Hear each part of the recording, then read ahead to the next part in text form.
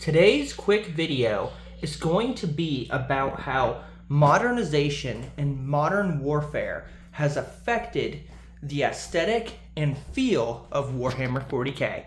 So stay tuned. This is Bolt Gun Metal. We're going to do a quick talk about the aesthetic changes that came with modern warfare, mainly starting from the 2001 era and on.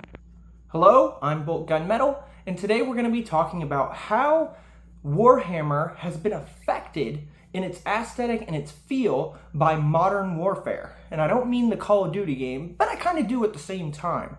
What I mean is, from 2001 on, with the invasion of Iraq and Afghanistan, we found that basically every aspect of American culture was somewhat affected by this war, especially because of how long it went on in the background of society.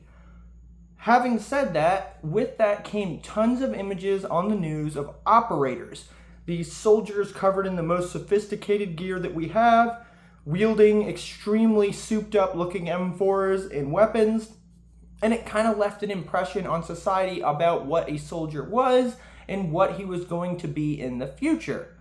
So, with Warhammer 40k being a setting that is about future warfare, it didn't exactly make sense that a lot of the stuff that they had in the 41st millennium was behind what we were seeing on the news, like the ACOG scopes that were on top of every M4 platform, or the laser systems that were mounted on the weapon, or of course rail systems. What we saw when the Primaris released, which is many years into this wartime, was bolt guns that included an ACOG-like scope. It's not a sniper scope, it's a combat scope, just like a 4x zoom ACOG. Then we noticed that there was railing on the guns. Like, they actually added the same tactical RIS railing that we see on modern weapon systems. Then we also saw foregrips being added to the bolters. That's a second grip on the front. And while this was seen with older guns, the way it's being done here is very reminiscent of modern firearms. So the bolter itself has a strong feel that it's been kind of tweaked by what we saw as what a modern rifle looks like. And now it has a scope on top, sometimes it has a drum magazine, it has swappable parts, and an RIS rail system. It can even have an underslung grenade launcher. So everything about it is very reminiscent of an M4 carbine. And which is, not exactly the case in the past. It was actually more reminiscent of an MP5 in its design, and its firepower was reminiscent of a 40mm Mark 19. Now it's a Mark 19 that looks like an M4 and has a scope on it, so you could use it for tactical combat. The word tactical came into play like crazy in the last 20 years. Tactical is a very modern way of saying, God, I don't even know, dressed up, well rehearsed. I don't even know what fucking term they used before tactical, because it's a fairly new term. It's been used well in the past, but the way we use it now is, oh, you've got tactical body armor, a tactical knife, a tactical rifle, a tactical squad. It's a very overused term in actual military terms, and it's overused in Warhammer 40k. So, how has this affected the aesthetic exactly? Well, it smells more of reality. It doesn't exactly just seem like some crazy 41st millennium that doesn't have anything to do with ours. Now you can really smell the modern weapons that you would see on a battlefield in this. I would say the las gun, it does typically have, it's either got a stock like this or it's got a grip like this, a pistol grip. Even the current one, it does just look like an M16A1 to me, which isn't exactly a modern design. But when you see the body armor and backpacks and designs of the Cadians themselves, they're kind of reminiscent of like a Desert Storm or early 2000s, soldier or Marine. And so basically what I'm getting at is the Warhammer aesthetic was aggressively affected by the times that we live in and the things that happen around us. I'm basically just using this modernization and military example to explain that. that it is affected by things that are happening. If Game of Thrones is famous and something in Game of Thrones is really big, expect them to copy it and to kind of like, oh, let's make an army of the undead that, come from a frozen area. Expect that. They have a tendency to lean and maneuver with the times, and they don't always do it the best, but that's kind of been the thing. It doesn't always stick to its original 1980s grimdark aesthetic because, frankly, we're not in the 1980s anymore. Things have happened since then, and what is expected, I'll be honest, I used to say it's odd that a bolter doesn't have, a laser system or a sighting system or grenade launcher or any of the things that a modern weapon could have, or RIS rail systems. And now that it does have it, I can't help but sit here and be like, now it just is like, well, why haven't we gotten anything new in 40,000 years? Like, that's all it makes you question. It's like, oh, okay, they're still using an RIS system fucking 40,000 years into the future, even though that just showed up and got modernized and added to weapons in the last 20 years. We're saying that never gets replaced with another 40,000 years of constant combat. It's just kind of like, okay, I guess that doesn't really work either. And it's like, I guess they couldn't really win, because when implementing the stuff that is actually modern and being used, we just kind of kept asking for more in a sense. I always said, where does a Space Marine keep all of his bolter magazines? Because I wore 6 across my chest for 5.56, 6 30-round magazines, and then 1 in the rifle. And, I was covered in munition and it weighed a lot. So I can't help but be like, how do they even use this gun for more than 15 seconds if they don't have additional ammunition? And so I know in the future, this is my guess, we're going to start seeing chest pouches for ammunition, and something that kind of accounts for that, because so many troops, if you look at Ukraine, if you look at modern US troops, there is the 6. It's 6 little, or it's 3 pouches, but with 2 mags in each, and there's 6 mags on the chest, usually around the stomach area.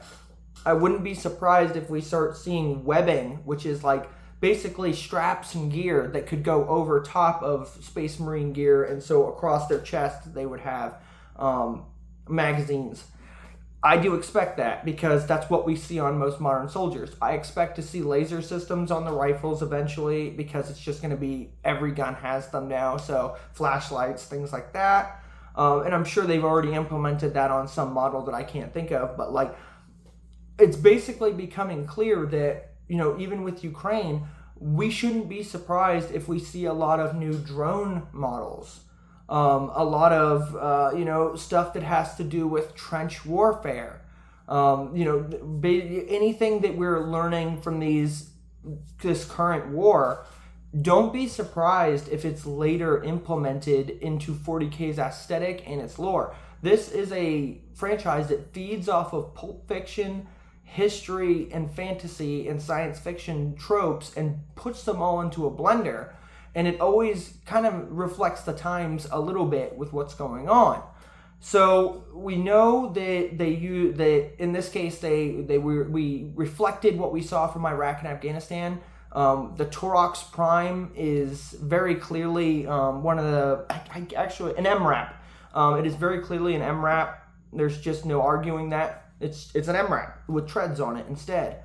So we just saw a lot of special forces became really popular in video games and in Warhammer 40K. In fact, Kill Team came out, which was all about special forces being these commandos that are so great and amazing fighting behind enemy lines. Imagine this is around the same time, the same decade, that the Navy SEALs infiltrated Osama bin Laden's hideout and took him out with rifle fire. So it's known that they do these surgical strikes. There was a lot of surgical strikes in those last 2 wars. They're still doing them in Ukraine and all around the world. So what we used to see as popular, which was big waves of soldiers and stuff, which might be more popular now that Russia has shown those tactics to still be viable, the time of the operator might be, less popular now, but it really was a thing for 20 years. Where the guys with the radios and the most sophisticated equipment and the SCAR rifle that just looked like, with beards and stuff overseas, those guys were really everybody's heroes during these wars. Everybody saw them as these Rambo type or Punisher type characters that were just going over there and fucking shit up and being awesome. And I think we all wanted that reflected in our war games, because if not, we'd go play historicals, games like Flames of War and stuff like that. So we got things like Tempestus Scions, which are just straight up special forces teams. And it's like we got Kill Team, like I said, which was just completely wrapped around giving us different types of special forces and commandos, because that was really popular at the time. Everybody had an interest in the Taliban, which are a commando guerrilla force, and the like Delta Force operators, Navy SEALs, Marine Force Recon, Army Rangers, Special Forces Green Berets, all of them in their operations against this, guerrilla enemy really showed a lot. We all took a lot of interest in it. In fact, if you look at my terrain, you can actually see how much it was influenced. We're going to be ending the video in just a moment, but you can just look at my buildings and you can see that when they were built, they were actually meant, these tan ones, to look like a Middle Eastern village. And these are mosques and little villages that you could put together. But I used them for Star Wars, but they were very much so you could recreate modern warfare like Call of Duty maps at home when playing war games. And this was a popular type of terrain because people were seeing it all over the news, and every time they turned on their phones or went on the internet, they had images of little Middle Eastern towns and American GIs and special forces occupying them. So it wasn't, it did influence wargaming. It really did. It made us take more of an interest in special operations and small team operations than just massive warfare.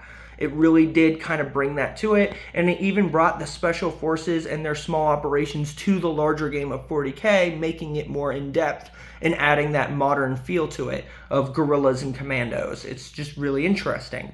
So, we're going to end the video right here. This was Bolt Gun Metal, and do you think that Warhammer 40K was influenced by the modern times, modern weaponry, and modern warfare? Or do you think it stayed largely the same and wasn't really affected by these things and won't be?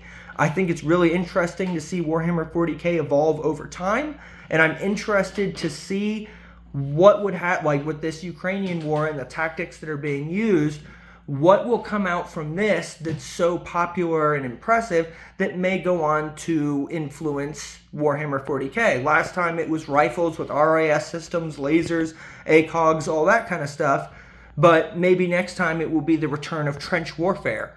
And so Warhammer 40K will lean really far into trench warfare and drone attacks or something of that effect. So, Warhammer 40K is taken from history from the past. Do you believe it still does that? And do you think it will continue to do that in the future? Thank you for listening. This was Bolt Gun Metal. Thank you once again. And if you haven't subscribed, I appreciate that. That's it.